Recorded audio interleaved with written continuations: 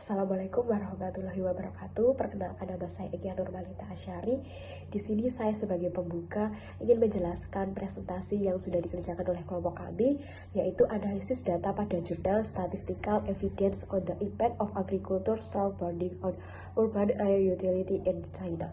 Dosen pengampu yaitu Bapak Dr. Irwan Indrayanto. Anggota kelompok 7 yaitu ada Aidi Fazara, ada Binti Rahayuningrum, Delinda Fardah, Muhammad Dafa, dan saya sendiri Eki Nurmalita. Masuk ke poin pertama, yaitu tujuan penelitian. Tujuan penelitian yang dipilih oleh kelompok kami yaitu pertama, memberikan pemahaman komprehensif tentang hubungan antara pembakaran jerami pertanian dan kualitas udara perkotaan di Tiongkok. Yang kedua, memberikan bukti statistik tentang dampak pembakaran jerami terhadap kualitas udara perkotaan di China. Lalu masuk ke latar belakang. Jadi latar belakang pada jurnal yang kami pilih ini yaitu membahas masalah polusi udara yang serius di China. Pembakaran jerami pertanian adalah praktik yang umum, tetapi dampak terhadap kualitas udara perkotaan belum sepenuhnya dipahami oleh masyarakat. Studi ini bertujuan untuk mengukur secara statistik bagaimana pembakaran jerami pertanian mempengaruhi kualitas udara di kota-kota di China. Oleh karena itu, beberapa poin penting dari latar belakang ini yaitu pertama, pembakaran jerami pertanian telah lama dilakukan di seluruh dunia, namun datanya tentang dampak polusi dan kesehatan masih terbatas di banyak negara, khususnya di China. Yang kedua, polusi udara merupakan masalah kesehatan yang serius di China dan pembakaran jerami diduga menjadi salah satu penyebabnya. Yang ketiga, penelitian sebelumnya menunjukkan korelasi antara pembakaran jerami dan peningkatan polusi udara, tetapi bukti statis yang kuat perlu dilakukan. Lalu dengan latar belakang ini, peneliti berupaya menggunakan metode statistik untuk mengukur pengaruh pembakaran jerami pertanian terhadap polutan udara di perkotaan China. Saya, Muhammad Dafa Wardana, akan menjelaskan mengenai jenis data penelitian. Sumber data yang kita dapat adalah sumber data sekunder, yang artinya sumber data yang tidak langsung didapatkan melalui wawancara, melainkan dari sumber-sumber lain seperti stasiun pengukuran udara, data statistik, dan data lain yang telah dikumpulkan oleh pihak lain sebelum diterima oleh penulis. Kemudian ada 5 jenis data. Yang pertama ada data statistik, yaitu data statistik mengacu pada data yang tidak berubah atau tidak bergerak seiring berjalannya waktu.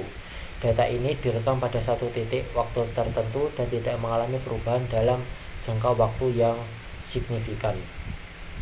Dan yang kedua ada data kualitas udara, yaitu data yang membahas tentang komposisi udara di satu lokasi pada waktu tertentu.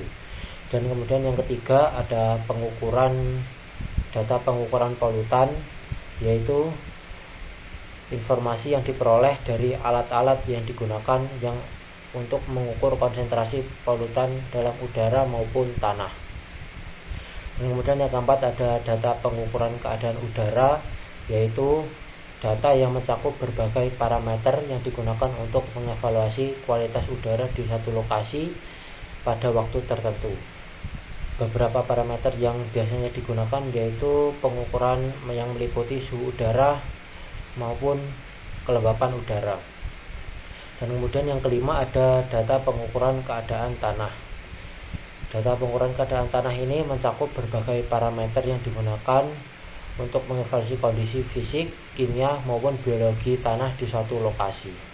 Halo, saya Aini Fazara ingin menyampaikan analisis data tentang peta kuantitatif dan grafik pacar. Data peta kuantitatif ini dalam statistik digunakan untuk memvisualisasikan distribusi spesial atau geografis dari data numerik. Peta-peta ini membantu dalam mengidentifikasi pola, tren, dan perbandingan antara lokasi geografis berbeda berdasarkan nilai numerik yang terkait. Mereka ini dapat membantu analisis untuk membuat keputusan yang lebih baik dalam berbagai bidang seperti perencanaan kota, ilmu lingkungan, epidemiologi, dan banyak lagi. Nah, untuk alasan Pengumpulan data peta ini yaitu untuk menunjukkan hubungan spesial dan temporal antara pembakaran jerami dan PM10 di perkotaan. Dan hubungan spesialnya yaitu peta menunjukkan bahwa peningkatan konsentrasi PM10 di perkotaan sering terjadi di daerah yang dekat dengan area pembakaran jerami. Nah, untuk hubungan temporalnya yaitu peta menunjukkan peningkatan konsentrasi PM10 di perkotaan terjadi selama musim pembakaran jerami.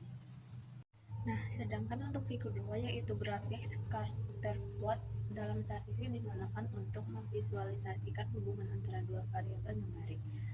Scatter plot memungkinkan kita untuk melihat pola koreksi antara variabel tersebut. Apakah positif? Jika positif itu kedua variabel bergerak dalam arah yang sama. Kalau negatif itu kedua variabel bergerak dalam arah yang berlawanan atau tidak ada kolerasi sama sekali. Data ini juga membantu dalam mengidentifikasikan titik-titik yang mungkin menjadi outlier atau perbedaan yang signifikan dalam data. Hal ini sangat berguna dalam eksplorasi dalam data awal, permodelan registrasi, dan analisis statistik lainnya. Nah, adapun alasan pengumpulan data ini yaitu untuk menganalisis dampak pembakaran jerami pertanian terhadap kualitas udara. Dan untuk kesimpulannya dalam data ini yaitu untuk menunjukkan hubungan antar kadar polutan PM10 dan jumlah pembakaran jerami pertanian di Cina, serta mengukur efek dari pembakaran jerami pertanian terhadap kadar polutan PM10 di perkotaan Cina. Saya Binti Rahayuningrum. Saya akan menjelaskan slide selanjutnya, yakni slide pada figur 3 ini, di mana penyajian datanya ini bersifat kuantitatif, yakni diagram garis. Untuk alasan pengumpulan, yang pertama itu menganalisis hubungan antara pembakaran jerami dengan peningkatan konsentrasi PM10 dalam udara di perkotaan Tiongkok. Kemudian untuk kedua, menunjukkan dampak signifikan dan praktik pembakaran jerami terhadap polusi udara. Untuk kesimpulan dari data ini itu menunjukkan bahwa pembakaran jerami ini memang memberikan pengaruh yang signifikan terhadap konsentrasi PM10 terutama pada musim pembakaran. Kemudian menganalisis terhadap peningkatan. Jadi analisisnya ini menunjukkan peningkatan jumlah pembakaran jerami memang berkontribusi pada peningkatan PM10. Dan ternyata efeknya lebih besar terjadi pada pembakaran jerami di hulu dan efek yang lebih kecil pada pembakaran di arah mata angin yang berbeda.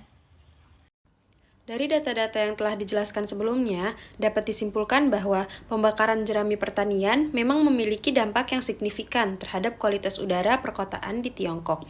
Studi menunjukkan bahwa pembakaran jerami menyebabkan peningkatan tingkat partikulat atau PM dalam udara, terutama ketika jumlah pembakaran meningkat.